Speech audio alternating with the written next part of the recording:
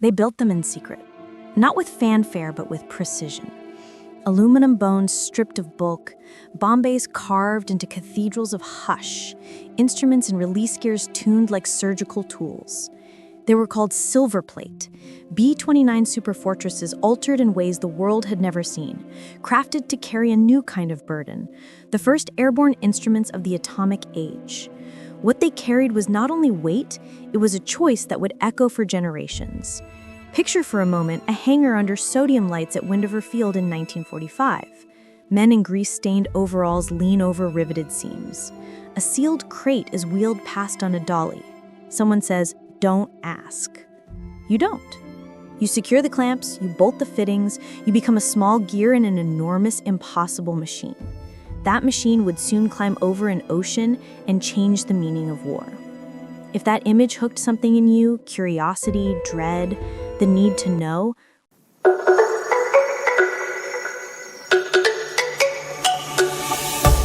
welcome to Singularity Animations. Tonight we dive into the hush behind the metal, the story of the Silverplate bombers, the men who flew them, the engineers who remade them, and the ocean floors where pieces of that story still sleep. If you want more deep dives into the secret's history nearly buried, press subscribe now because some stories won't wait. The Silverplate story begins with a problem: how to get an unprecedented weapon safely delivered from sky to Earth. The Manhattan Project's laboratories were inventing a force never tested in anger. The Air Forces had the Boeing B-29 Superfortress, long-range, high-ceiling, stable platform. The solution was not a brand new airplane, but an adaptation. Under the codename Project Silverplate, dozens of B-29s were modified, armor and defensive guns removed, bomb bays reshaped, engines tuned for higher performance, and release mechanisms redesigned to cradle and release devices unlike any conventional bomb. The program stitched together scientists' theories and pilots' practicalities with a single terrible certainty: precision mattered. The names are simple and human. Colonel Paul Tibbets, who chose the crew in the plane that would carry the weapon to Hiroshima. Major Thomas Farabee, the bombardier who would aim it. Captain William Deke Parsons, the Navy officer and ordnance expert who literally armed the bomb aboard the aircraft.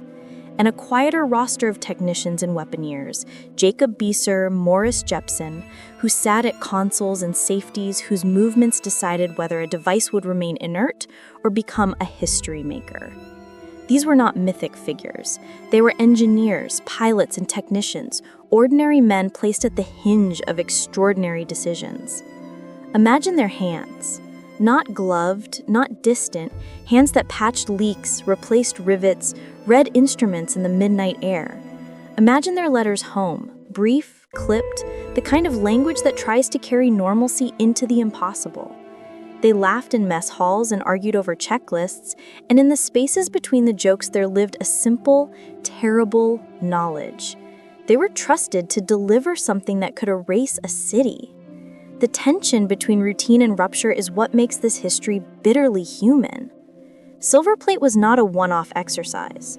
Historians who cataloged the program found that dozens of B-29s were modified, tested, and assigned to the tasks of training, fairing components, and conducting pumpkin bomb runs, high-explosive stand-ins used in practice runs over Japan.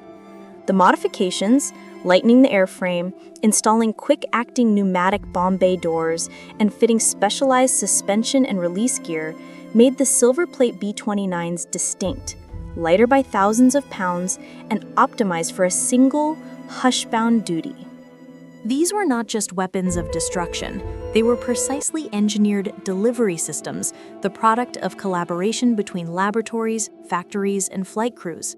Project Silverplate's legacy outlived its codename. By the late 1940s, the specialized knowledge of carrying atomic devices had become institutional. Procedures, crew roles like the weaponeer, and aircraft modifications evolved into doctrine. The shift from a project to an established capability reflected a grim truth. Nuclear delivery was no longer experimental. It was a new normal in military planning. And here the story tilts into the lonely and strange. The Cold War's expansion turned nuclear logistics into a global operation, planes ferrying weapons, ships transporting components, training flights over oceans. With scale came accidents. The military cataloged these mishaps under a haunting name, Broken Arrow, events involving loss, accident, or accidental detonation of nuclear weapons. Since 1950, official and researched tallies have recorded dozens of such incidents. Publicly available counts note several nuclear weapons lost and never recovered, their last known coordinates somewhere over or under the sea. Imagine the scale of that image, metal and history, and quietly sleeping on the ocean floor. Think of the small families who received notices stamped with government gravity. Think of a mechanic who years later will tell a reporter he did what he was told and then changed the subject. The human cost is rarely the headlines. It is the letters unsigned and the names spoken quietly at reunions. The tragedy of Silverplate is not only in the two cities that saw fire from above. It lives in the private reckonings of those who made the machinery work, and in the children who grew up never quite able to ask the full question. Today, a few Silverplate aircraft stand as museum pieces: the Enola Gay at the Smithsonian's Stephen F. Udvar-Hazy Center, and Boxcar at the National Museum of the United States Air Force. These hulks of aluminum attract reverence and controversy. They wear the stains of engineering and the marks of war, but they also carry a debate. How do we remember objects that made mass destruction possible? Do we present them as technological triumphs, as instruments of necessity, or as cautionary artifacts? Museums, historians, and the public continue to wrestle with that question. Few viewers know certain quieter facts. For example, the training regimen used pumpkin bombs, aerodynamic stand-ins for the Fat Man design, to prepare crews for the weight and flight characteristics of an atomic device. Many Silverplate crews spent endless hours on practice runs, first over Wendover Field, then across the vast Pacific skies. Or consider Jacob Besser, one of the rare men who flew on both Hiroshima and Nagasaki missions in different capacities, a weaponeer and radar specialist, whose memoirs and interviews offer a rare, nervous intimacy about those flights. Or the detailed record-keeping.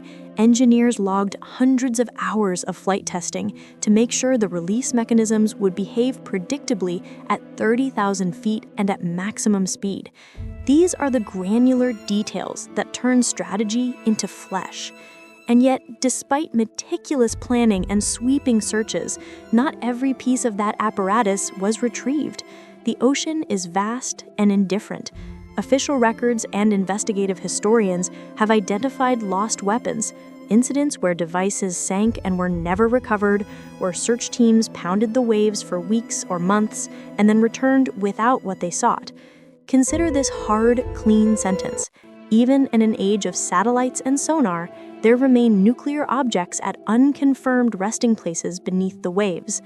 The idea sits at the edge of our security and our myth. Artifacts of human decision under salt and pressure, far from eyes and hands. That image, metal and history, out of retrieval, is more than a logistical question. It is a moral one. We built machines to deliver force with maximum precision, and some parts of that system are now beyond our reach. The sea has become a repository not only for wreckage, but for choices we once made with confidence. The question lingers: what should we, generations removed, owe to those submerged relics and to the people connected to them? If you want to understand how historians have unpacked these layers, look to the work of scholars and archivists. Richard Rhodes' monumental account situates the making of the bomb in human and scientific terms. Richard H. Campbell compiled registries and histories specific to Silverplate aircraft, documenting aircraft serials, modifications, and fates. Alex Wellerstein, through his Nuclear Secrecy Project and NUChem, has made the technology and policy of nuclear weapons both searchable and imaginable, helping us visualize effects and trace bureaucratic choices. These researchers, among others, have transformed rumor and legend into documented history.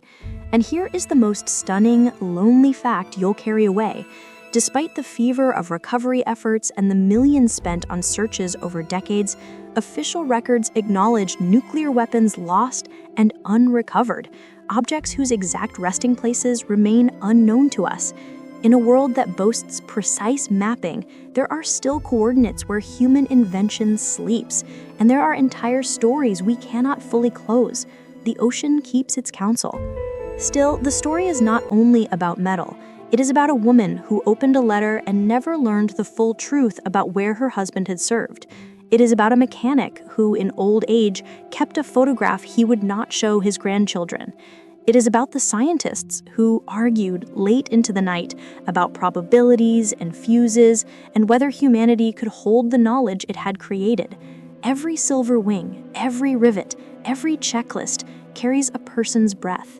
If this story unsettled you, if the idea of hidden metallic history beneath the waves pulled at you, join the conversation. Tell me in the comments, do we keep searching for what we lost regardless of who paid the cost? Should museums place the full moral weight next to the metal, or let the artifacts speak only with their surfaces? If you want more, stories threaded with research, atmosphere, and human detail, subscribe to Singularity Animations. We dig through archives, talk to scholars, and bring forgotten corners of history into light. Hit subscribe, ring the bell, and if this video moved you even a little, like and share, because the more eyes on these stories, the more accountable we are to them. 10,000 fathoms down, in iron, cold, and quiet, there may be a Silverplate bomber or a device whose story has been paused by depth and time. It is a reminder that history's loudest moments are often followed by long, silent endings. And sometimes the most important question is not what we find, but what we continue to ask.